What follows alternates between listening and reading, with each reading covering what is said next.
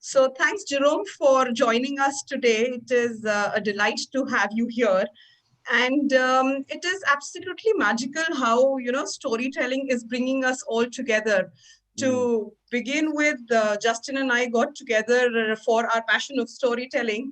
And now we've been working together and conducting workshops and session on storytelling. And now we have you here, far, far away, oceans apart. And we sit together here to talk about storytelling and business storytelling. It is absolutely a great experience. So the way I come from a finance background, and I see that you come from a Me finance too. background too. Yeah. Yeah, and then you moved on to into film production and now storytelling. That I'm sure it was quite a journey. Why don't you take us through your journey and Sure. your experience with narrative? We would Yeah, love to I'd hear be that. happy to. I'd be Yeah. happy to. And thanks for making this happen. And thank you everyone who was able to make it. I see that someone is dialing in from New Jersey. I just spoke to someone before this who was in New York for 10 years. So clearly there's some connections, many connections with the US, I suspect. And yeah, and I think, just to reflect on what you were saying, Shruti, it is always amazing to me that, you know, no matter what our cultural backgrounds are, where we come from, where we live, even, and especially now with technology, technology is really supposed to connect us. And what we're finding is that it's sort of falling short on the human level. And I think what you just spoke to is the reality that storytelling is really what connects us. I mean, we all have a story. The minute we're born, we have a story, and then when we die, our story ends. But actually, our story continues because people tell stories about us after we die. Even we tell stories about our grandparents, great grandparents, and how they came to this country, for example. Those kinds of things. And just now, what you've asked me is another thing that connects us. Where do I come from? What has been my journey? Everyone has a story about their journey. And so I'll tell you a little bit about my journey and what brought me here today. Essentially, yes, you're right. My background is in finance. I grew up in France. I don't know if you knew that, but I'm half French and half American. And when I was in France, I don't know how it works in India, but in France, when you are 16 years old, you have to decide whether you're going to be a lawyer, a doctor, a journalist, an artist, whatever it is that you want to be doing. You have to have decided. And then you sort of go on a track in high school that will take you to that sort of goal that you've stated for yourself. And at 16 years old, I was like many, didn't really know what I wanted to do. So I chose a track that was business. That's where my father came from. He was, the head of a big supermarket chain in France, and so that was my background. And so I went into this field. And at 18, I graduated from high school, and then I went into business school, and then I went into a job in finance that took me to Hong Kong for 5 years. And then this memory came back to me when I was about 22 years old, and I was living in Hong Kong, and my contract was almost coming to an end, and they were going to renew it. They had made me an offer. And I had this memory of sitting in high school, actually, when I was 16 years old. And actually, no, I was 18 years old, sorry. And my friend, Eric, next to me, this was a Spanish class, and we used to always just talk in Spanish class. And so my Spanish is not very good today. And so we would talk, and most of the things we would talk about would be films and movies. And one day he told me, what are you going to do when you graduate from high school? And I said, well, I'm going to go to business school. And he said, oh, I'm going to go to film school. I said, wow, film school. And then a few, weeks later, it was the end of the year, and my mother came back from a parent-teacher association meeting. And she told me, oh, Jerome, your grades are great. You're going to graduate with flying colors. And it's so great that you're going to business school because that's really the track for you. All your teachers agree. And I didn't say anything. And then she said to me, oh, and I ran into Eric's mom.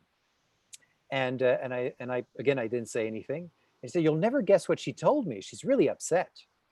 And at this point, I couldn't feel the saliva in my mouth. There was no more anymore. I had a knot in my stomach, and she said, he's going to go to film school, and she's really upset about this because he's so good at math and all the science, curriculum, and she just thinks that it's a waste of time. And then she took a beat and she said, well, thank God you're not going to do anything like that. Oh my God. So fast forward, I'm now in a career in finance. I've been there for 5 years and I've got this memory. And I type into my Google search engine 3 things at work. I typed in film, business, and New York. I had a sister who lived in New York at the time, and I visited her a couple of times. So I typed in those 3 things. And then about another few weeks passed, and I went into my boss's office and I told him, Lawrence, I quit. And then I'm in New York City, and a few more things happened until I met Murray Nossel, the founder of Narativ, this company who also happens to be an Oscar-nominated filmmaker. And so I became his production manager for his documentary films, mostly. And then he told me about Narativ and this company that he'd created, and he told me about storytelling and how it could be used in business and other fields, many other fields. And we partnered together to create programs specifically for businesses. That was now 15 years ago, actually. And since then, I became the CEO of Narativ, and now I run training programs all over the world. And recently did an online workshop that you both participated in, and that's how we started this conversation. And now here we are. Right. Absolutely. Yeah. So, Jerome, you talked about deciding what your career line would be at the age of 16 or 18. In India, our parents decide for us what we're going to at the age of 5, and usually you got to become either a doctor or an engineer. And so when I got into advertising, my father, until the end of my advertising career, didn't know really what his son was doing. So Yeah. that's how it And works. that's the other thing, right? It's the stories that get passed on. So our parents have stories about themselves and about what they would have liked to have done, and then they pass on some things to their children for what they would like them to do. That's again another kind of universal thing.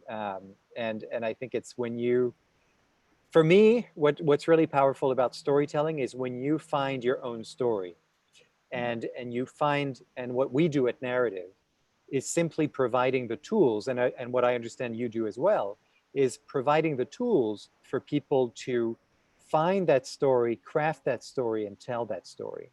That's, so many times people are hesitant to even just go to their story, especially in the business world. We think that, we have to stick to the script, stick to the PowerPoint, and that's all I'm going to talk about. And as a result, we're not bringing much of ourselves to the presentation or to the material. And what I've found is that what's most effective and engaging as a listener, when I'm listening to someone pitch to me or present to me, or talk to me about what they do, what I'm actually looking for is, who are you and why should I trust you? And why, because that's what's going to make me care about the product or the service that you're selling me, or the company that you're leading, and what you want me to do with that company. And so the story, that's where that comes in for me, is the moment that you can find a link between yourself and what it is that you do and what you're talking about. Then you struck gold. If you found that link and it has something to do with your own experience, your life experience, and you can just start by just telling a very short story about yourself, if you're not so confident that you can tell a story during the entire presentation, but rather just bring yourself in a little bit into that presentation. To me, that's where it starts. And I think the more we can do that, just like we started this conversation, now there's a connection that we have. I said something about having to choose when I was 16, that brought something up for you, Justin, and so as a result, you shared something with me. To me, storytelling is about dialogue. It's about connection. It's not about the perfect presentation or the perfect pitch. It's really about, am I connecting with my audience? Because if you have the perfect pitch and the most beautiful presentation, if you're not connecting with your audience, guess what? It's not going to land, and they're not going to buy your product. That's beautiful, really. Um, That's fascinating. And that's the more natural way to go, isn't it? I mean, and it's just going the opposite direction of the PowerPoint style of doing things.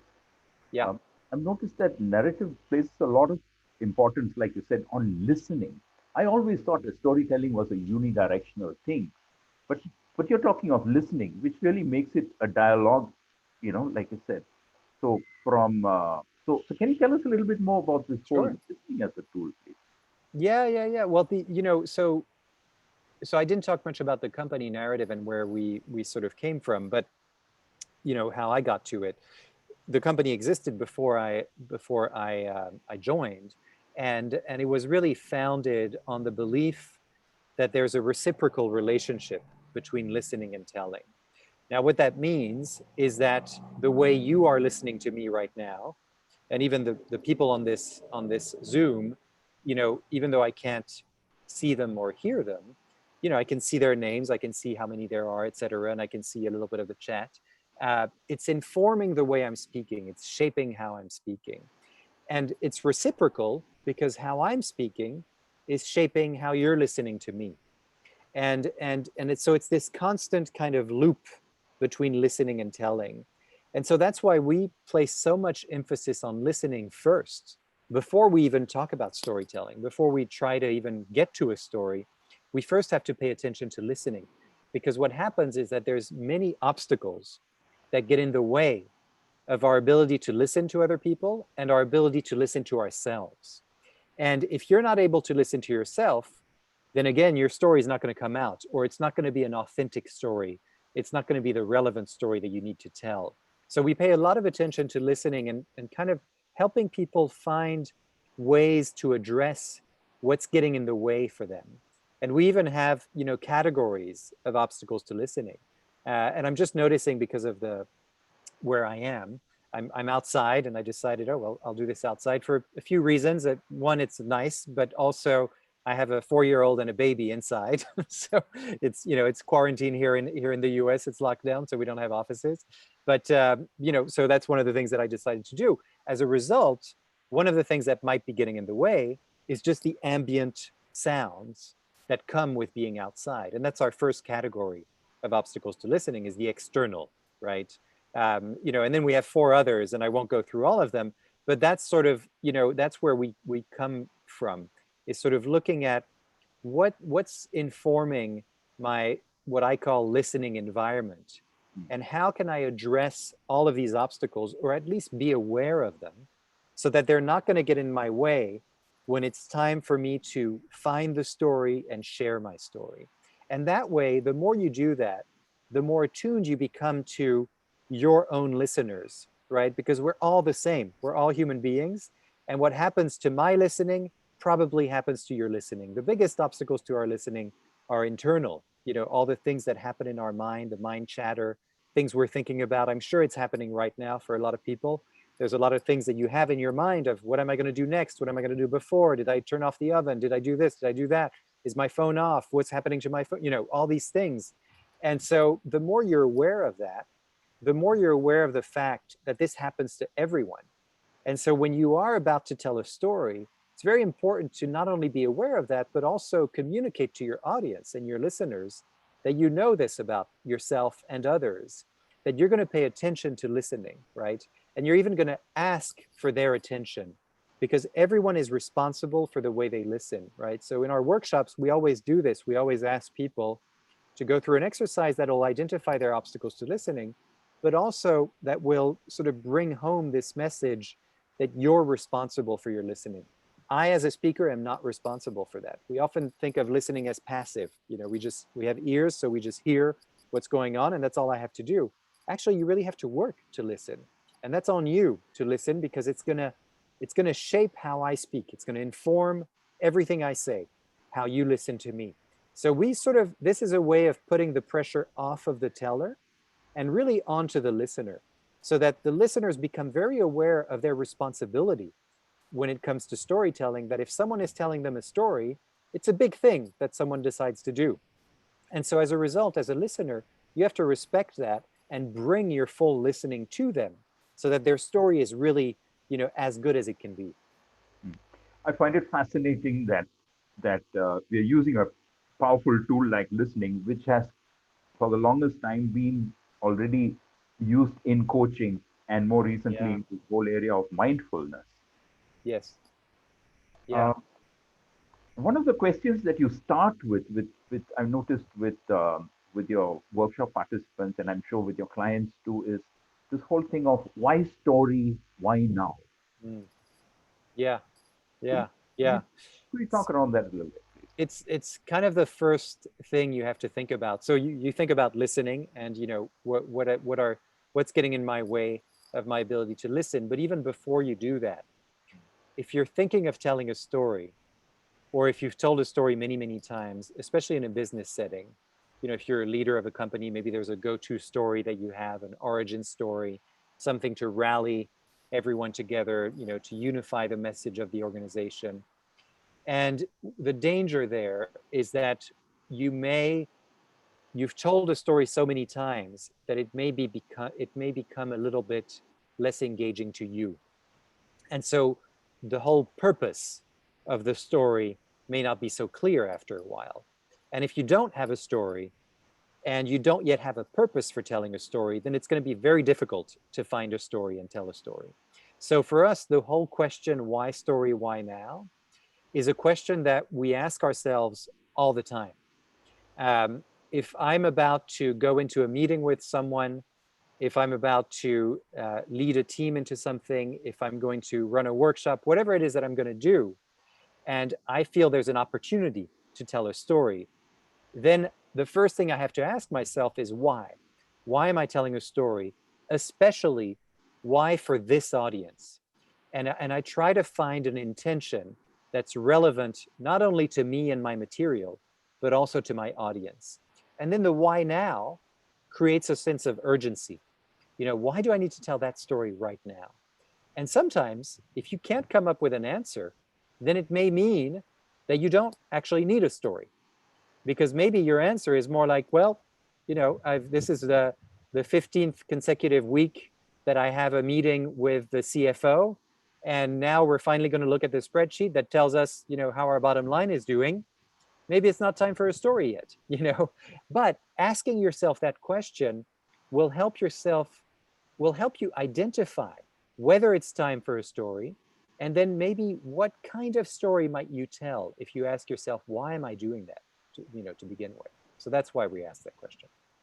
That's great because uh, that takes away the pressure of every time that you go into a meeting to say like, what story am I going to say? Yeah. So it's good to ask yourself that question. Yes. Yeah. Because even if it's, because that again, the danger is that if the answer is, what story am I going to say? Oh, I'm not sure. Oh, I'll just tell the story that I always tell. Then that's just because you feel the need to tell a story. But is it really good for your audience? Is that, if it's something that they've heard 10 times before? Maybe it's time for something new or just something else. Yeah. Wow. So we've known that stories have been around for a very, very long time, and Yeah. like have been around forever for that matter. And as Indians, we have experienced stories through epic, through folklore. We kind of believe that stories are embedded in our culture. It's like in our blood. And we have also experienced the fact that stories have taught us a lot of things. We use a lot of storytelling for children because it works like magic for them. Uh, but do you really think that storytelling is not used enough in the business setup? And what is your experience of using storytelling as a tool and implementing it as a technique in various Mhm. corporates that you've been a part of? Yeah, it's a great question. So yes, the first part of the question, I do think that, it's interesting. When I started out with narrative, we would go around and, with our connections and in business, and pitch them essentially on this. And many people scratched their heads and wondered, storytelling, isn't that for children? Isn't that, for something else, for art? True. And, Yeah. and so we had to kind of explain why storytelling was so effective, could be so effective in a business setting. And then in the last 10 years, well, maybe a little bit less than 10 years, we no longer have to explain. It's become very much here in the US, very much part of the corporate language that, everyone needs to tell a story. You need to tell a story about your brand. There's so many things, the story of the brand, the story of the company, the story of the message, the advertising, etc. It's very much part of it. And so, we now see that, and yet there's a definition of story that's kind of missing to me, and that I'm not seeing enough of. So I would say, to the first part of your question, I don't see storytelling, this kind of storytelling, enough in the business setup.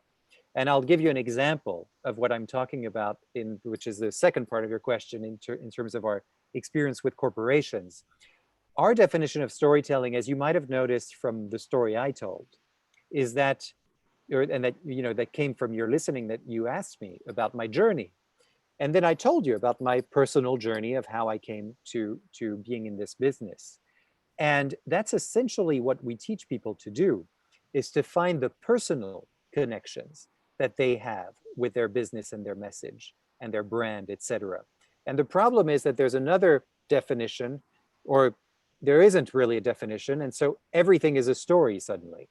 And so, you look at a furniture store. I was walking down the street in New York, and there was a furniture store that said every chair has a story.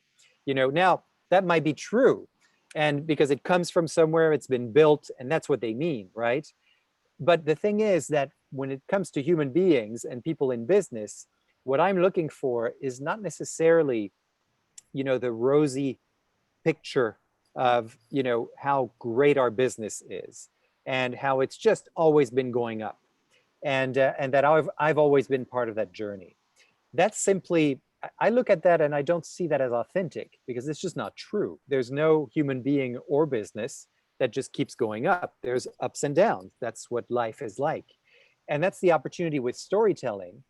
Rather than someone else, especially in business, someone else telling a story about your business and saying, well, that's not true. That business hasn't always been great. And, there have been many downs. And let me tell you about those negative things, and I'll blog about it, right? And there's about 10,000 other bloggers who'll do the same thing.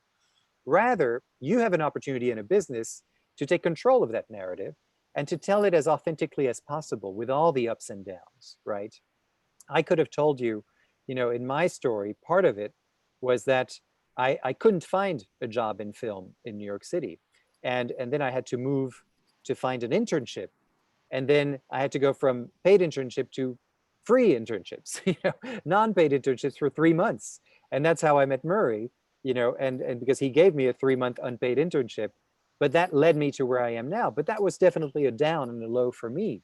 So that's something that I can construct my story around, but then I can control the narrative in terms of where I want that to end. I'm not going to end it in that sort of low, negative, down space. I'm going to end it in a high place. I became CEO. I went from intern to CEO. But if I just told you I went from intern to CEO, you'll be like, oh, good for you, But if I tell you the story of how that happened, it's like, oh, okay, now I relate, because I can see things in my mind, and I can understand the human experience. So that's kind of, how we pitch that. And then in businesses, it's interesting. We have a long-standing client with Prudential, the big financial insurance company, with, I think, is all over the world. And I worked with one executive, and he had their whole the why story, why now, for them was about financial wellness. And so they were looking at, the financially vulnerable people who have jobs, who, have function in society, have an apartment, etc., pay their rent, but they're just one paycheck away from being homeless or not being able to buy food, even though they are functioning members of society, which sadly, with the coronavirus now in the US, there's a huge crisis about to happen. But that has happened, but it's about to get worse because of that, because there are so many people that are just on the fringe. And Prudential recognized this a couple of years ago, and they started to ask the question, how can we help? How can we make sure that people who are in those situations, their employers, can be equipped with the financial tools to help them get on, a retirement plan, get on a savings plan, not even a retirement, but just a savings plan. And so this was their message. And so he was looking for a way to make that more relatable and to bring himself into it. So I asked him, well, is there something in your experience that relates to this topic? And he thought about his father, who had had an accident on the job. He was a warehouse worker, and he had always provided for his family. He sent all of his kids to university, very expensive, and then he coached them in basketball. Many of them got scholarships in basketball, and he had a business of his own. And then he had an accident, and as a result, he couldn't work anymore. And he had $0 in his retirement account, and he was 55 years old. And so he told, Matt is his name, he told that story throughout his presentation.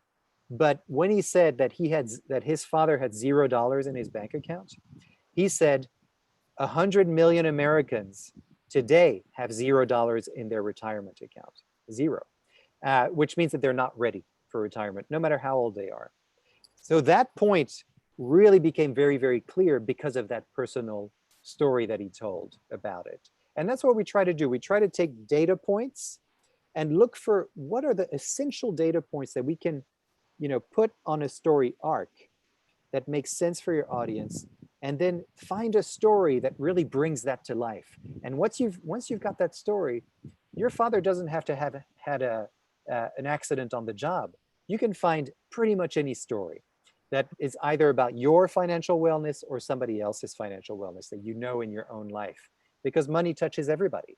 And so, this is what we look for. We look for these big themes, health, money, family.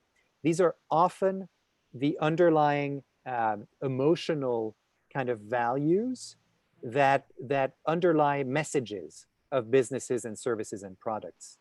Working with a fintech company here in the US as well, you would think it's all about data, it's all about the tech, there's not that much humanity about it. And yet we found that what the most important value there was convenience and speed, and what that could do for families and for health, for well-being, etc. So once we had that value and those themes, we could find stories, personal stories that related to it, and that could really distinguish that fintech company from all the other fintech companies, because it's a huge booming kind of market right now. So yeah, those are just a few examples. That is True, true. that's absolutely true. I mean, just getting behind the abstractness of data and finance and find what's the human part of the product that you're touching, right? Yeah. Behind the cold numbers and the interest rates and things in a finance product, and Yes.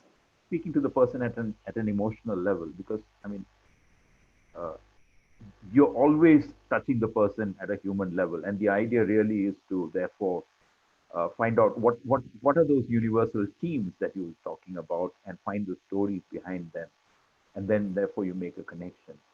Mm-hmm. um, so so speaking of, let's say, sales and presentation, Jerome, how do how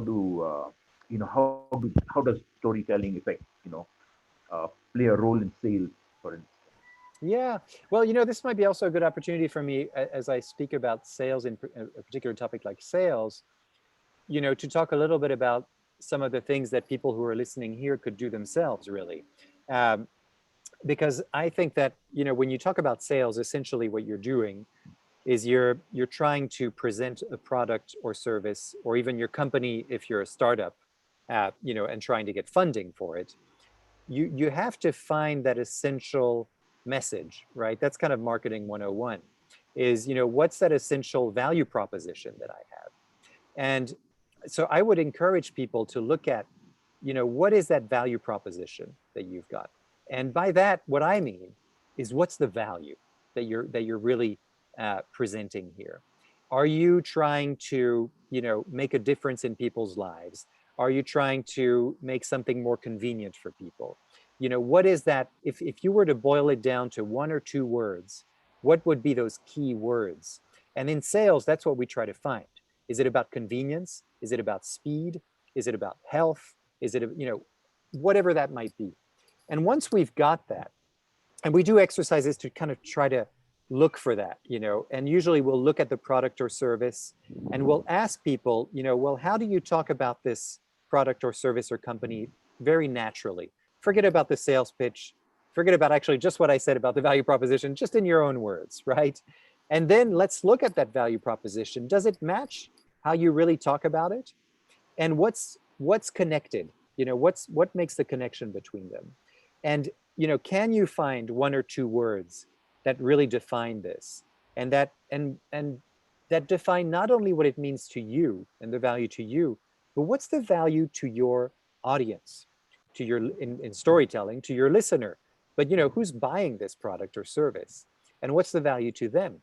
Once you've got this kind of data that you look at, then you look at your own experiences, your life experiences. And in sales, we talk a lot about pain points. So I'm solving some kind of challenge for someone, right?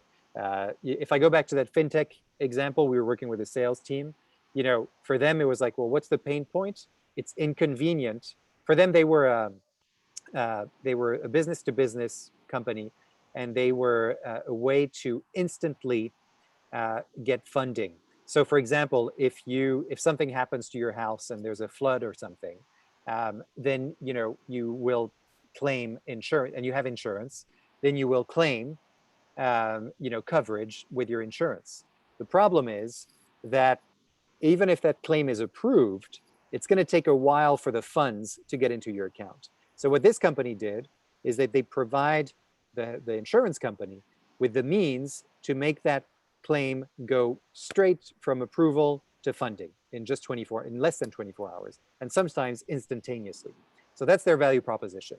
Instead of having to wait around, you'll get it right away. Same thing with loans. You'll get a loan really, just like that. And so for them, it was about convenience. But then we looked at what's the underlying value of that? Like, why is convenience important to the people that work, that the end consumer who's actually going to get that loan? And someone said, well, I'm thinking of the single mother who doesn't know where the next check is going to come from, and she needs a very short-term loan, and she's been approved, but it's a Friday. And so as a result, her funds won't come in until Monday. And this is true. These are consumers of theirs. And so, I said, that's a great story, right? Because the pain point is that now there's something that's much more at stake than just, oh, well, this is nice to have because it's going to make my life a little bit easier. No, this is actually going to make my life way better, because suddenly it's the difference between me being able to go grocery shopping this weekend and feed my children or not. And so that's what we look for first, is what's at stake here? What's the pain point? And how do you relate to that pain point as a salesperson? Find experiences from your own life or from your clients. And if you don't have clients yet, if this is a brand new product, then use your own life experience. Many people in that group talked about times where they had issues with money. They couldn't have access to money. And this is ultimately what it was about. It was about getting access to money right away when you really need it the most, when something happens in your home, when there's a natural disaster, things that you didn't expect, right? So that's what you look for first in sales, is like, what's that pain point? And tell it to me in a very human way. And then you build your story around that so that you get to a point where it's like, now I can tell you how my product or service solves this. Because if you go right away into how your product or service solves a problem without spending any time telling me why I should care about the problem and why that problem is important, then I'm not going to listen to you. And I'm not going to care that much. It's either going to be, okay, yes, I can see the features of this product. They're exactly what I need. I'm going to buy it. But for some people who don't quite know yet that they need this, and that's most of us, we don't always know that we need something until somebody presents it to us. We didn't know we needed an iPhone until Steve Jobs took it out of his pocket and said, hey, this is a phone. It's not an iPod. An iPod, you can do everything on it. And then suddenly we're all like, oh, yes, we all need this, And so it's the same thing. It's that sort of creating the dramatic build towards, your solution, as opposed to right away telling me what your solution is and what your product features are. No, build the story. Tell me what the problem is. Why do I care about the story? How do you relate to that problem? And then show me what your solution is, and let's have a dialogue about it. That is like a snippet of a masterclass in sales storytelling. True, absolutely. It's absolutely a good learning experience for us as well as our audience. I'm sure they're enjoying it. So we move on to as business leaders, as entrepreneurs, we have a passion. We are out to probably provide a service or offering a product to our customers, or we're also looking to hire some people and then even retain them. So that is sometimes an extremely critical thing, because at startups, sometimes you can't really afford the person that you are looking to hire, but still people join startups.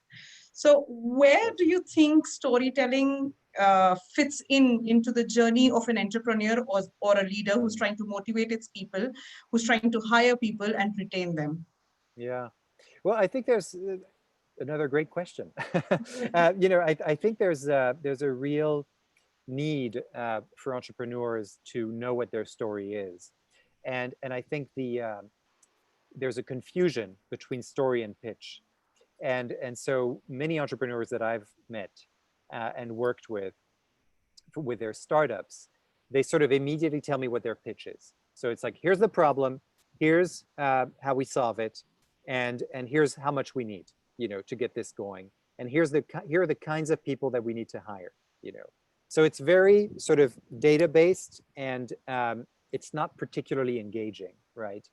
And so what I always ask is, well, how did you come up with this? Like, what was the thing? Again, I'm coming back to why story, why now?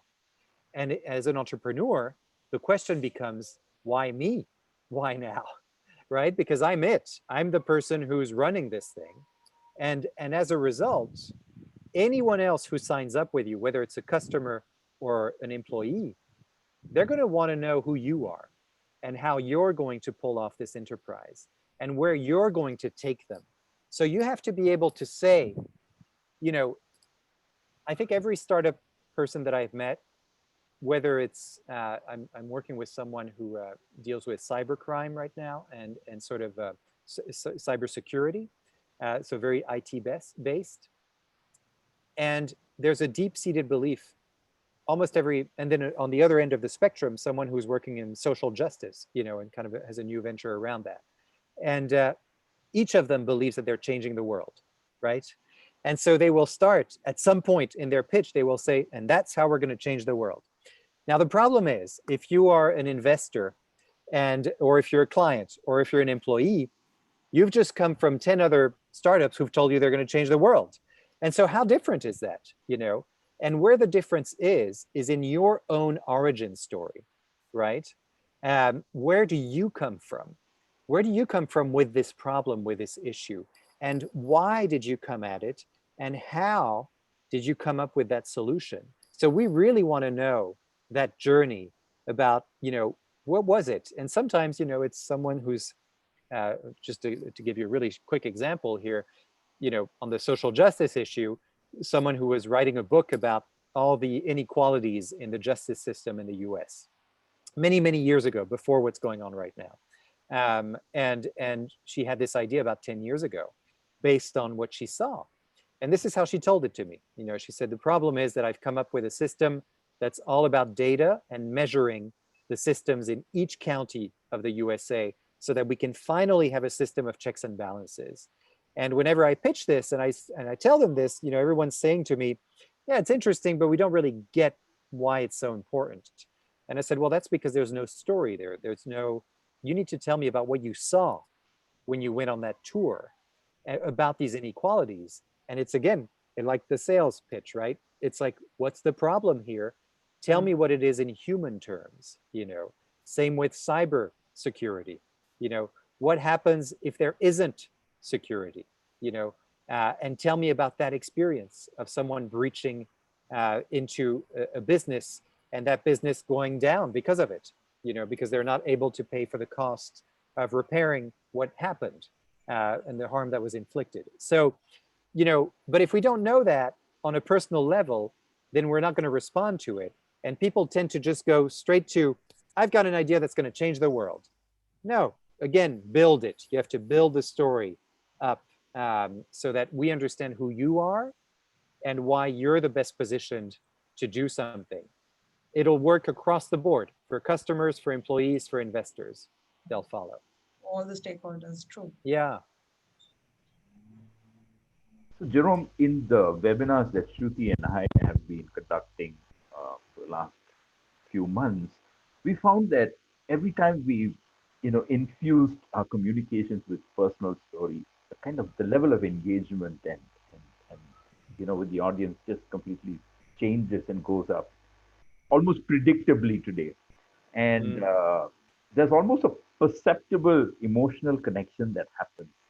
Would you be able to tell me what is it that's happening when that connection happens? At the level of the brain, I think. Yeah. Well, it's scientific. I mean, we're actually hardwired for stories. And I think going back to what we said at the very beginning, what connects us all are stories. We don't just say that, it's actually rooted in fact, in scientific fact. And they've done studies of the brain where they have put, people through PET scans and MRIs and looked at the brain activity when someone listens to a story and when someone tells a story. And two different people at the same time. And if the one that's listening to a story has certain wires in their brain that are firing up, and you can just see it light up on the MRI, on the PET scan. And then the one telling stories, same thing. And the same areas of the brain are lighting up. So we know that there's a connection just on the brain level. And by the way we know this is that when people were not telling stories, those areas were not lighting up. The brain was just completely, nothing was happening. I mean, you were listening, but there was nothing, this is not a scientific term, but there was no excitement in the brain, and the scientific term is wires that fire. No wires were firing, right? And so this is how we know that there's a connection to storytelling in the brain. We know it even further because people with brain damage who've been impacted in that area of the brain can no longer respond to stories or tell stories. They don't recognize a story. And so as a result, we know that there's a function of the brain that responds to story. And so that's why what you're talking about, Justin, is this very human thing that the moment we're in story mode, the brain recognizes it and it gets excited and it gets engaged. And if you start a story, if I say once upon a time, whoop, those wires are firing now, because we know that we're in story mode. And the brain is now expecting the story. So the danger is if you say, once upon a time I was walking down the street, and then you go out of story mode and into a more abstract conceptual thing of like, and that's how we're going to change the world, the brain stops firing. And then what happens emotionally is we get frustrated because we really wanted to know what was and then they lived happily ever after. We need the end. We need to know what happens next. We just can't help ourselves. So that's that enthusiasm that you're seeing, that connection, that emotional connection starts with the brain. And then the emotional connection happens because we're talking about human experience. And stories are necessarily emotional, right? Because we're touching on emotions that are universal to everyone. I can imagine your workshops being great fun, Jerome. Yes, and yours too. So Yeah. can you tell us what happens there? Teach us a technique or two that you apply in your workshop, and what are you coming up with in the near future that we could look at? Yeah, well, just building on what I just said about the brain, and that the brain recognizes when we're in story and it recognizes when we're not in story. So we took that and built a methodology around that idea. And we started looking at, well, what is a story? What makes a story compelling? And what really makes a story compelling, and this is for everyone to take home, is when you answer a simple question, which is what happened, right? And just say what happened to you. As if a camera was following you around, and that camera can see and it can hear but it also has the three other senses, right? It can also touch, smell, and taste. So touch, smell, taste, see, hear. This is what I call sense-based storytelling. And it can also, this camera is also very smart because it can also see what happens in the body. So notice that when I told you about my experience, when my mother came back from that meeting and I had a knot in my stomach, what I didn't do is I did not tell you that I was nervous or anxious or anything like that, which are interpretive words. And um, they are abstract. You know, it's your interpretation of something. And so for me, the listener, my brain is going to fire when I know that there's some sensory details. That's what we're looking for. You have to look for the sensory details in your story and just say what happened and move us along, right? The other thing I'll just say is that in terms of a story arc, what you're always looking for is what's at stake. You know, when you answer, start by answering the question, why story, why now? Then think about kind of experiences you've got. Think about your listening and your listeners, what's important to them. And now you've found an experience, and now you want to tell a story, and you want to construct it as a story. So where do you begin? Where you begin with what's the problem here? What was the challenge, and why does it matter? That's what I call, you know, that's to me the question, what's at stake? What are the stakes here? And so once you've got that, then you've got your beginning. And so I know that I can start somewhere. It's very important too to have is what I call an emotional turning point. You know, that sort of thing where there was something that happened that was emotional in the story, whether it was for you or for somebody else. And finally, you end the story by resolving the problem you set up at the beginning, you know. And all along the way, all you're doing is what happened. You're not saying at the end, and this is why we are the greatest. No, you're ending with, and now I am CEO of Narativ. Stop, right? Full stop, and now listen. Once you've told your story, listen to your audience, right? Just listen to that feedback, start the dialogue. Ask questions. Ask them, so what did you think of that story? What did that bring up for you, right? This is what we're looking for. We're looking for connection. We're not looking for the story, you know, where we just drop the microphone and then we leave. That's it, folks. It's really a tool to connect. That's what we're looking to do. So I've given a few things. Hopefully that's people can parse that out. Fantastic. You've given us quite a bit to think about and chew on. Yeah. Jerome. Yeah.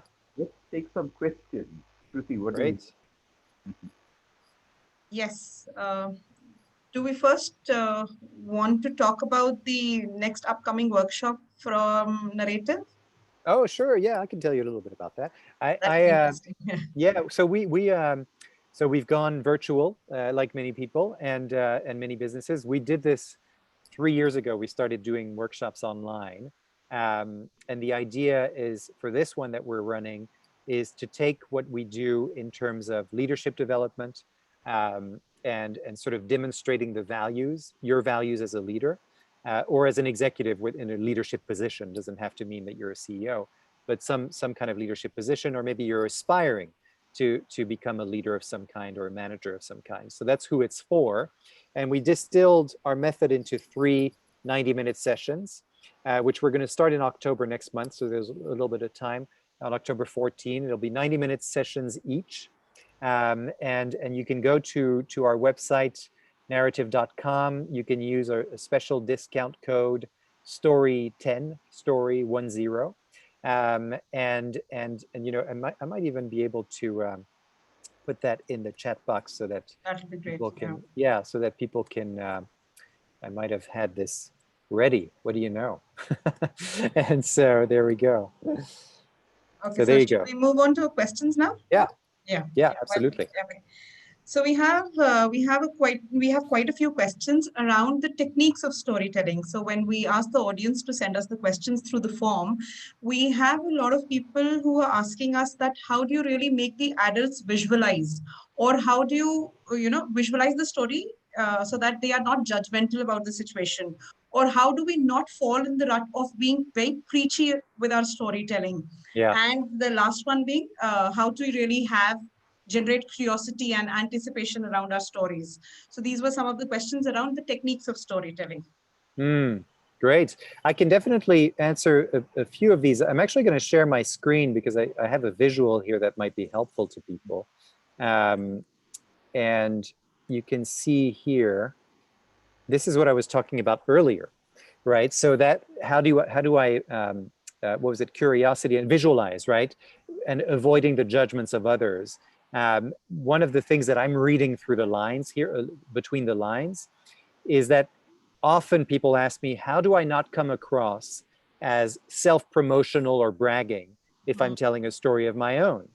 And then how do I entice someone to want to know what's going to happen next? And I think that this is the foolproof methodology for it. Because if you just say what happened, what you heard, what you saw, what you tasted, what you smelled, what you touched, and you leave out your own interpretations and judgments and opinions about what happened, what you thought about what happened, what you felt about what happened, take those out and just say the facts, because nobody can argue with that, right? And actually, our brains crave that. This is how they're just going to follow along with you. You know, this is how I follow along with you. So that's the one thing. And then to generate curiosity, if you follow this simple arc here, you know, of just generating what's at stake, the emotional turning point, and the resolution, that emotional turning point is a moment of something that we didn't expect. So, you know, I heard a story before where, you know, what I was not expecting with the gentleman I was talking about earlier, Matt, and his father, I wasn't expecting that his father was going to have an accident. And he didn't say that at the beginning of his story.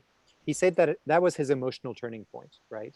And at that moment in the story, that piqued my curiosity, just as a listener, not as a coach, not as a professional storyteller, not as an expert, but really as a listener, because I wanted to know, well, how is he going to get out of that situation? How is he going to feed his family? How is he going to get back to work? So I wanted to know what was going to happen next. So if you follow these simple tools, you can really, you know, be much more confident in bringing curiosity. But I would say the number one thing is to really try to avoid bringing your own opinions and interpretations and judgments, and trust the facts of the story. Just say what happened. That way, people will really want to follow you.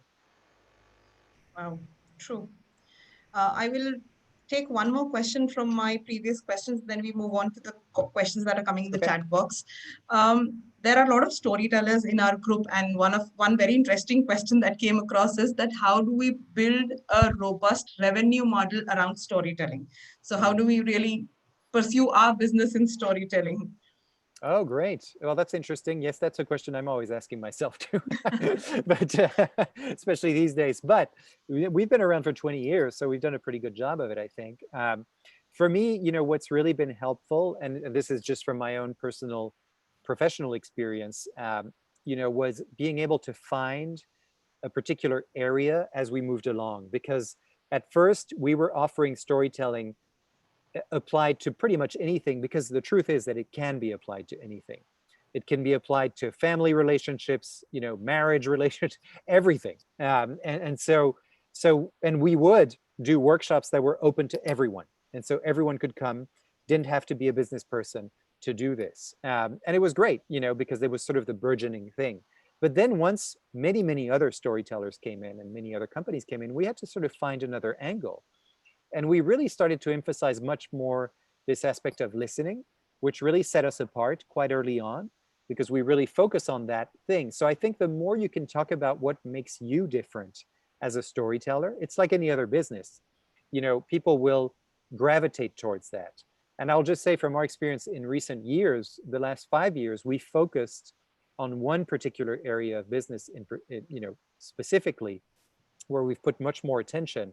It's the area of onboarding, and you know, what happens to new hires when they come into a business, and how do they get integrated into the culture of a business. And so we apply storytelling to that particular challenge, because it is a very challenging piece, and very there's a lot at stake there. When someone, their first month, 2 months, they can make a lot of mistakes, they can feel alienated, like without a sense of belonging, and storytelling can really help to bring someone in and explain what their role is, and create what's at stake for them, and why they're an important piece of this puzzle. So, but we had to sort of reinvent ourselves and find areas, little niches that we could focus on. And so that's, to me, the challenge for anyone who has a storytelling business, is that storytelling can be applied to anything. So you kind of have to, it'll benefit you if you can find an area of specialty or expertise. Interesting. Yeah. True. Okay, so we take a few questions from the chat. We have about 4 minutes to go now. We have a question. CB Hari has got an interesting question, and he says, have you at any time just modified or changed your story based on the body language of the audience? So I would interpret that as, can you modify your story differently according to who your audience is, so it does not, while it stays authentic at its core, you modify the fringes a little bit depending on Details maybe, yeah. the listener. Yeah, I have a great example of this. We were working once with a pharmaceutical company, and someone said, and a sales team, and they said, we usually have an hour with a client. And I said, is there anything that ever changes, where that time gets truncated? I said, well, actually, about half of the time we come in and they say, sorry, you only have 5 minutes. So now your entire story has to change, right? And sometimes, and I think that's also to the question, you have to change it in the moment, because you're noticing something about your audience. And I would say there's kind of two things that I'm looking at here. One is the scenario where I've only got 5 minutes. If you have your story structure and your arc, and you know what your milestones are, you know what your map is. We talk about a map, not about a script. If you've scripted every word, every comma, every period, you are in trouble. And you've learned it off by heart, you're in even more trouble. But if you have a map of your story, and someone tells you, and you've got a map for an hour, and now it's 5 minutes, if you know your beginning, your emotional turning point, and your end, you can tell it in 5 minutes. You can just go right there, right? The other thing is about body language in the moment. If you notice something happening in the moment, try to ask your audience if they're with you, right? Are you still with me? And maybe they'll tell you something like, I have terrible back pain today. I'm so sorry. I'm shifting in my seat. It's got nothing to do with you or your presentation. I'm very engaged and interested. Ask your audience. This has happened to me many, many times, where the body language is not at all about my story. It's not about my presentation. It's all about them. Maybe you need to take a 5-minute break, 30-second break. Maybe you need to stretch. True. Engage your audience that way. Ask questions. True. I think we have another very interesting question where it says, when did you, this is from Sunil, which says that, when did you discover the power of stories, and who is the best storyteller that impacted you? Wow. So many. Well, I come from a film background, in terms of storytelling. So definitely there are many filmmakers that have impacted me. And so I would say that, one of the, I still to this day am in awe of the movie Jaws. And, Steven Spielberg is definitely one of the great storytellers. In terms of oral storytelling and presenters, I definitely think that Steve Jobs was a master storyteller. Not because he told great stories, even though he did. And if you want an example of that, you can see his commencement speech, which has many millions of views on YouTube, at Stanford. Just type Steve Jobs Stanford commencement speech and you'll see it. And he brings himself into it. And but really because he used storytelling principles. This map that I'm talking about, he didn't have to tell a story every time, but he knew what a good beginning was, and he knew how to end a presentation so that people were excited and they were called into action, right? So those are some of the kinds of people. When did I find out about the power of story? I think probably the first time I went to see a movie, which was The Return of the Jedi, when I was 8 years old. That to me was the power of story in action. And then I found ways to engage with it. Cool, wonderful. we absolutely enjoyed, and we almost running out of time. So thanks everyone for joining us. Thanks Jerome for answering so many questions for us. We have made we've had a wonderful time asking you all these questions. In case anyone still has any questions and you've not been able to take them over, you can probably find Jerome on LinkedIn. Yes. You can find us on LinkedIn. We can try and answer some questions. So thank you everyone. Thanks for coming over, and thanks for joining us. Thank Yeah, you. I just shared my email in the chat as well. So feel free to email me if you have any questions. Yeah. Thank you so much. Thank you, Justin. Thank you, Shruti. Fabulous. Thank you, Jerome. See you. Thank you, everyone. Thank you. Thanks, everyone. Okay. Bye-bye. Bye-bye.